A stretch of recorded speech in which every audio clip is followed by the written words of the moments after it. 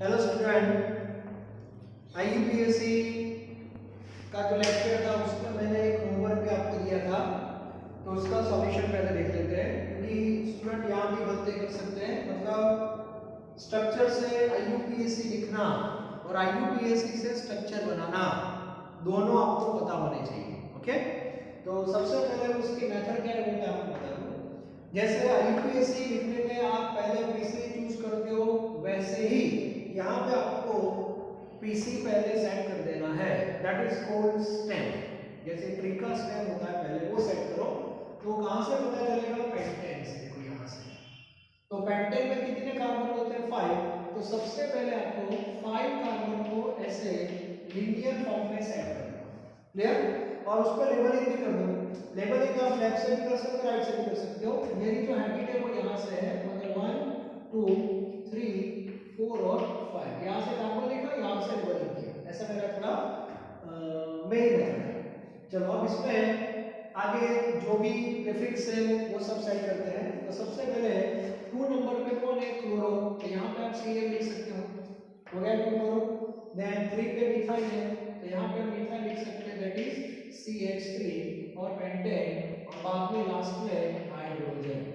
Clear? Hydrogen कितने लिखने हैं वो आपको पता है। तो पहला स्ट्रक्चर हो गया। इसके बाद दूसरा जो स्ट्रक्चर है उसमें पीछे साइक्लोहेक्सेन है, तो सबसे पहले आप साइक्लोहेक्सेन को सेट कर दो बस, ठीक है। और वहां पे लेबलिंग कर दो, यहां से 1 2 3 4 5। साइक्लिक में क्लॉकवाइज की एक हैबिट होती है, 1 2 3 4 5 6। चलो इसमें फर्स्ट पे क्लोरीन है, तो यहाँ पे आप CN लिख लो, और 4 पे इथाइल है, मतलब नीचे इथाइल है। इथाइल मतलब आप CH2 CH3 भी लिख सकते हैं, या तो C2H5। तो ये हो गया। क्लियर? यहाँ पे आप देखो टर्शियरी ब्यूटाइल 4 नंबर पे है, और 3 नंबर पे आयोडो, और बाद में हेप्टेन। तो हेप्टेन में वो हमारा पीसी रहेगा। तो हेप्टेन में कितने कार्बन होंगे? तो 1 2 3 4 5 6 मतलब हेक्सेन, और हेक्सेन के बाद आता है हेप्टेन 1 2 3 4 5 6 और 7। पहले स्टेम सेट कर दो। ओके, अब स्टूडेंट यहाँ पे गलती करने से टर्शियरी ब्यूटाइल 4 नंबर पे यहाँ पे मुझे लिखना है, लेकिन कैसे लिखें? तो मैंने आपको बताया था ब्यूटाइल 4 है, याद रखने की टेक्निक, ठीक है। 1 2 1 3 1 2 कहाँ से आते हैं मुझे बताओ? 1 2 आते हैं एन ब्यूटेन से, और 1 3 कहाँ से आते हैं? आइसोब्यूटेन से। तो इतना तो क्लियर हो गया कि आपका जो टर्शियरी ब्यूटाइल है वो आइसोब्यूटेन से आता है। और आइसोब्यूटेन क्या है वो सबको पता है, आइसोब्यूटेन ये है। ओके, और उसमें टर्शियरी कौन सा? ये वाला। यहाँ पे किया तो वो 1 डिग्री हो जाएगा। तो टर्शियरी तो ये पूरा जो ग्रुप है, यस ये ग्रुप आ गया आपके पास, इसको अटैच करना है किस नंबर के साथ? 4 नंबर के साथ। तो मैं अटैच कर देता हूँ यहाँ पे। चलो ये अटैच हो गया, पहले साइड पे लिख देना, ठीक है। इसके बाद C C C और C, ये हो गया, ये टर्शियरी ब्यूटाइल है। और 3 नंबर पे आयोडीन है, तो ऊपर यहाँ पे I कर दो, फिनिश। ओके, और ये हो गया हमारा structure CH3 CH2 CH2 CH, then CH CH2 CH3 CH3 CH3 CH3, ये हो गया स्ट्रक्चर। मतलब ऐसे बड़े बड़े जो R होते हैं उसको साइड में थोड़ा लिखो। टर्शियरी ब्यूटाइल, ब्यूटाइल और आता है तो 1 2 1 3 सेट करो। 1 2 1 3, 1 2 मतलब एन ब्यूटेन में से आता है, और 1 3 मतलब आइसोब्यूटेन में से आता है। तो टर्शियरी ब्यूटाइल कहाँ से आया? आइसोब्यूटेन से आया। तो पहले आइसोब्यूटेन क्लियर होना चाहिए। तो ये मैंने आइसोब्यूटेन बना दिया कि चलो भैया आइसोब्यूटेन है, तो उसमें एक यहाँ से डैश होगा, याद है 1 डिग्री वाला, और एक यहाँ से होता है, ये हो गया 3 डिग्री, फिनिश। मान लो कि 2 डिग्री चाहिए आपको, तो 2 डिग्री कहाँ से आता है? 2 डिग्री आता है एक ब्यूटेन से। तो आपके पास एक ब्यूटेन का स्ट्रक्चर पहले क्लियर होना चाहिए कि चलो ये एक ब्यूटेन है, एक ब्यूटेन से 2 ब्यूटेन आते हैं। एक डैश यहाँ कर दो, ये 1 डिग्री ब्यूटेन हो गया, और यहाँ एक डैश कर दो, ये 2 डिग्री ब्यूटेन हो गया। तो मान लो कि यहाँ पे 2 डिग्री सेकेंडरी ब्यूटेन है, तो ये डैश वाला पोर्शन यहाँ पे डैश कर दो, फिनिश, और ये अपने आप हो जाएगा। क्लियर? तो ये बहुत इंपॉर्टेंट है। तो 3 स्ट्रक्चर आपके हो गए। इसके बाद 2 और है, इसका एक फोटो ले लो। चलो आगे बढ़ते हैं।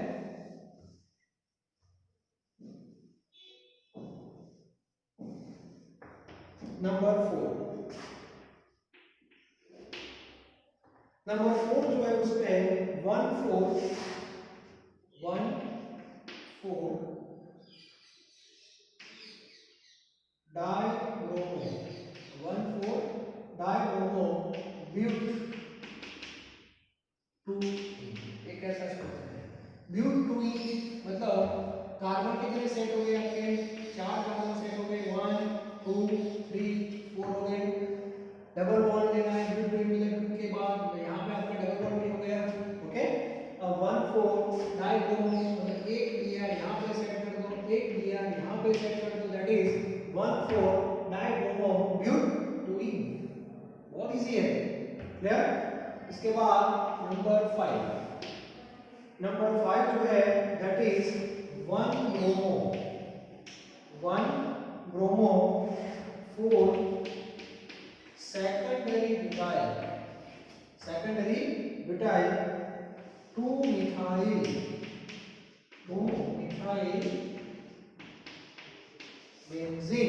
methyl benzene ऐसा लिखा है तो सबसे पहले क्या करेंगे बेंजीन को पहले हमें सेट करना पड़ेगा पहले बेंजीन ड्रॉ कर दो बेंजीन तो सबसे पहले ये हो गया हमारा ये साइड को है ऐसे बनाते हैं चलो बेंजीन हो गया लेबलिंग कर देते हैं 1 2 3 4 5 एंड 6 क्लियर चलो वन बाय वन सबसे पहले 1 ब्रोमो मतलब फर्स्ट नंबर पे हमारा आ गया Br that is bromo clear इसके बाद 2 नंबर ये सेट हो गया 2 मिथाइल तो 2 पे मिथाइल सेट कर देते हैं ये मिथाइल हो गया और इसके बाद हमें सेट करना है 4 पे सेकेंडरी ब्यूटाइल तो अभी मैंने बताया सेकेंडरी ब्यूटाइल आया सेकेंडरी ब्यूटाइल फिर से एक बार 1 2 1 3 ये रहा सेकेंडरी कहां से आता है एंड से आता है क्लियर तो आपका एक ब्यूटेन पहले क्लियर होना चाहिए ये एंड ब्यूटेन हो गया तो सेकेंडरी ब्यूटाइल यहां से हो गया ये आपका सेकेंडरी ब्यूटाइल है और उसको डैश के साथ यहां पे अटैच कर दो 4 नंबर के साथ मैं यहां नीचे तो ये आगे ये हो गया आपका सेकेंडरी ब्यूटाइल CH3 और यहाँ पे CH ये हो गया स्ट्रक्चर क्लियर इस बेस पे जो नेम दिया है उससे हम स्ट्रक्चर भी बना सकते हैं क्लियर तो हैलोजन में जो IUPAC है बहुत इजी है ज्यादा टेंशन लेने की कोई जरूरत नहीं है ओके बाद में आपकी इसका एक और निकलना चाहिए आगे मैंने दो वर्ड्स दिए थे जेमिनल और विसिनल तो जेमिनल और विसिनल दोनों जो है वो भी हाइड्रोजन फैमिली के ही मेंबर है अब उनके लिए थोड़ी इंस्ट्रक्शन मैं आपको बता दूं ये जेमिनल और विसिनल दोनों जो है दैट इज डाइहाइड्रोजन पहले एक लिया ये दोनों डाइहाइड्रोजन फैमिली से आते हैं मतलब जेमिनल किसको बोलते हैं विसिनल किसको बोलते हैं ये मैंने आपको बताया था ओके तो उसमें फर्स्ट मैं बात करता हूं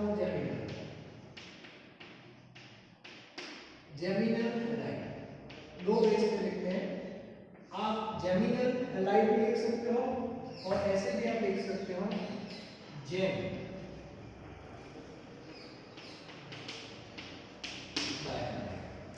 ठीक है ऐसे भी आप लिख सकते हो और नंबर 2 दैट इज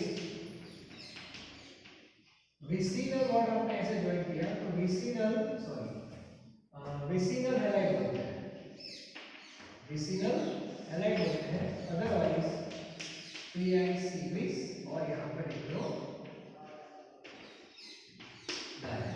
क्लियर यहां पे जो कार्बन है एक ही कार्बन के ऊपर दो हैलोजन ये पहले क्लियर होना चाहिए एक ही कार्बन के ऊपर दो हैलोजन होते हैं और यहां पे डिफरेंट कॉन्सेप्टिव कार्बन के ऊपर दो हैलोजन होते हैं तो वैलेंसी 4 रहेगी आपकी ऐसे मान लेते हैं चलो तो इतना डिफरेंस पहले आपको पता होना चाहिए ठीक है और IUPAC के तो रूल्स होते हैं लेकिन जो कॉमन नेम है कॉमन नेम वो थोड़ा याद रखना कॉमन नेम में जो पैटर्न है इसकी कॉमन नेम की इसकी पैटर्न है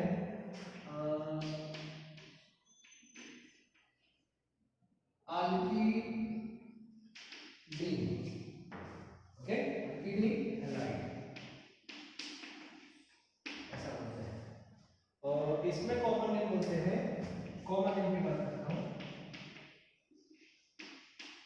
अल्कीन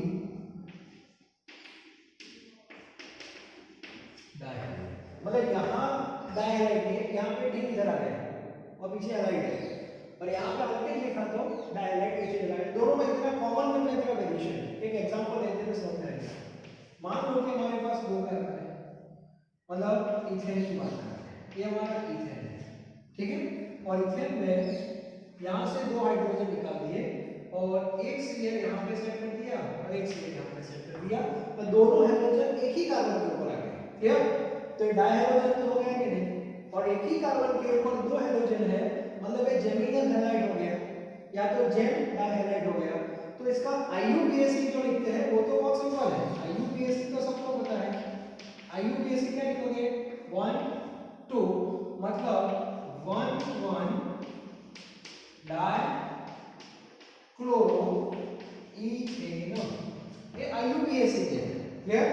यहाँ पे एग्जांपल लेते हैं CH3 इथेन, एक हेलोजन यहाँ पे आया और एक हेलोजन यहाँ पे आया, तो ये भी डायहाइड्रोजन हुआ, लेकिन दोनों हेलोजन डिफरेंट कार्बन के ऊपर है, तो ये इसी तरह का मेंबर हो गया।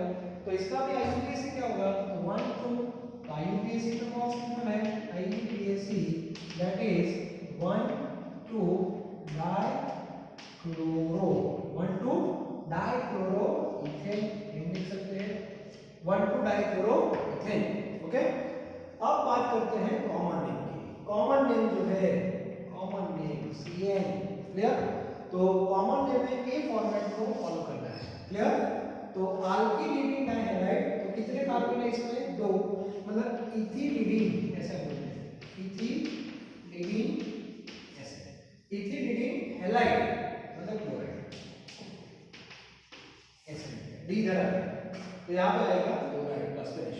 और इसका कॉमन नेम आप लिखोगे CN, इसका कॉमन नेम होगा अल्कीन है, मतलब इथिलीन, इथिलीन, पीछे क्या है डाइहाइड, मतलब इसको बोलते हैं डाइक्लोराइड, यहाँ पे डाइक्लोराइड पड़ा है और इसमें डी इधर आएगा, डी, तो इसमें इधर डी आएगा, पीछे डी आएगा और पीछे आएगा इधर डी आएगा। करेक्ट? तो ये थोड़ा क्लियर होना चाहिए, मतलब कभी कभी बोर्ड वाला भी कंफ्यूज कर देते हैं MCQ लेवल में, तो ये डायहाइड्रोजन में थोड़ा कॉन्सेप्ट आपका क्लियर होना चाहिए।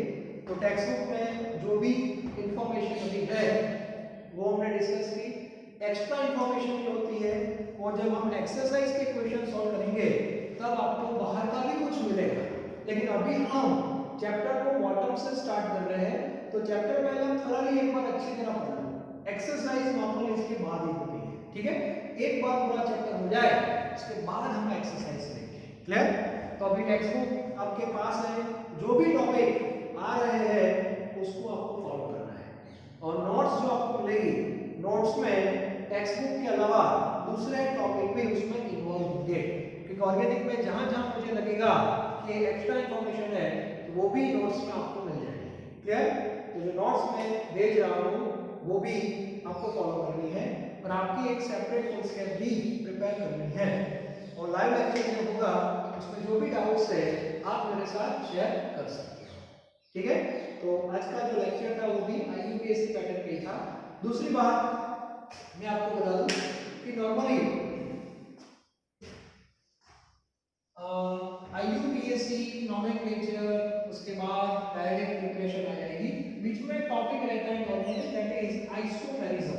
ओके, तो आप भी थोड़ा स्टडी करना आइसोमेरिज्म के बारे में, एक बार पढ़ लेना कि आइसोमेरिज्म जो है इसके दो पैटर्न है, one that is a structural isomerism, second there is a stereo isomerism, structural है stereo isomerism। ओके, तो उसमें स्ट्रक्चरल आइसोमेरिज्म जो है उसमें कौन कौन से पार्ट है, one that is a chain isomer, second that is position, functional, तो ये सब 6 कैटेगरी मैंने बताई थी।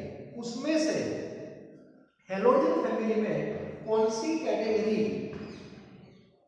इन्वॉल्व होती है ये आपको पता होना चाहिए। ठीक है, तो उसके बारे में थोड़ा मैं आइडिया दे रहा हूँ। ठीक है, structural isomerism normally text book में होता नहीं, फिर भी थोड़ा रिवीजन हो जाए। स्ट्रक्चरल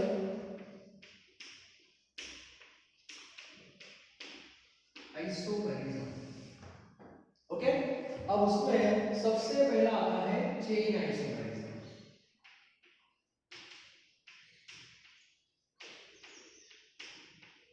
जो मेन है वो हम डिस्कस करेंगे चेन आइसोमेरिज्म। चेन आइसोमेरिज्म में मैंने आपको बताया था डिफर ड्यू टू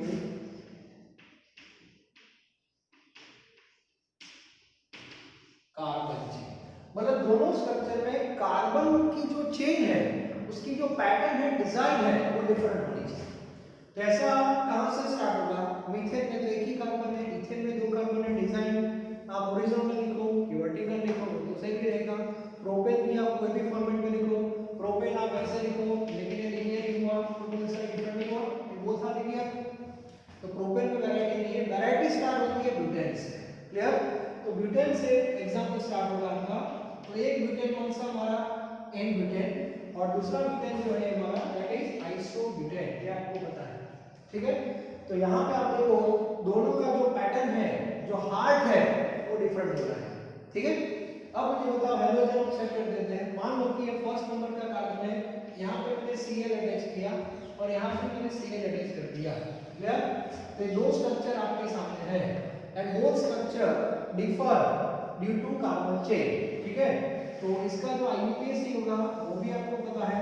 इसका IUPAC क्या रहेगा? 1 फ्लोरो ब्यूटेन।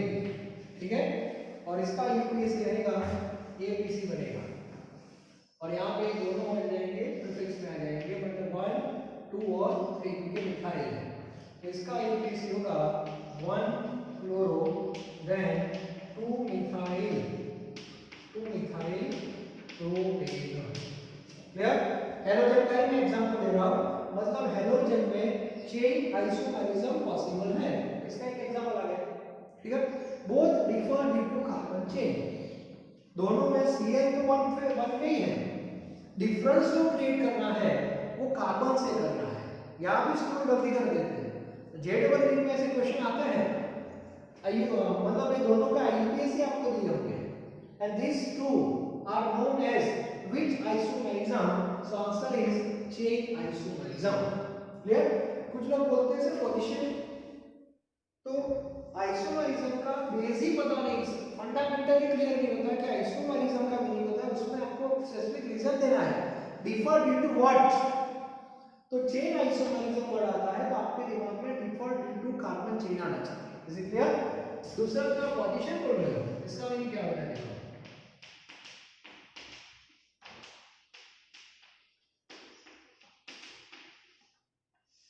पोजीशन आइसोमेरिज्म, इसका आपको इतना याद रखना है, differ due to position of prefix और फंक्शनल ग्रुप। अभी हेलोजन में प्रीफिक्स आता है, लेकिन जनरली फंक्शनल ग्रुप भी आ सकता है। तो उसमें हम प्रोपेन से स्टार्ट कर सकते हैं। देखो कैसे, ये प्रोपेन है और ये भी प्रोपेन है, दोनों सेम ही है, मतलब दोनों में कार्बन की डिजाइन देखो वो तो सेम है। अब दोनों में हेलोजन में सेट कर रहा हूं। यहाँ पे मैंने यहाँ पे Cl अटैच किया फर्स्ट पोजीशन पे और दूसरा मैंने यहाँ पे अटैच किया, तो इसका IUPAC क्या बनेगा? 1 फ्लोरो प्रोपेन। क्लियर? और इसका IUPAC क्या बनेगा? That is 2 fluoro propane. एक so 1 fluoropropane and 2 fluoropropane both are position isomerism। तो हेलोजन फैमिली में स्ट्रक्चरल का जो पार्ट है उसमें दो कैटेगरी आपको मिल सकती है। थर्ड फंक्शनल है, वो यहाँ पे नहीं रहेगा अभी, बाद में मेटामेरिज्म, टोटोमेरिज्म, रिंग चेन, ये सब अभी इसमें एप्लीकेबल नहीं है। तो स्ट्रक्चरल के दो ही पार्ट इसमें एप्लीकेबल रहेंगे, चेन और पोजीशन। तो ये टॉपिक भी आपका क्लियर होना चाहिए।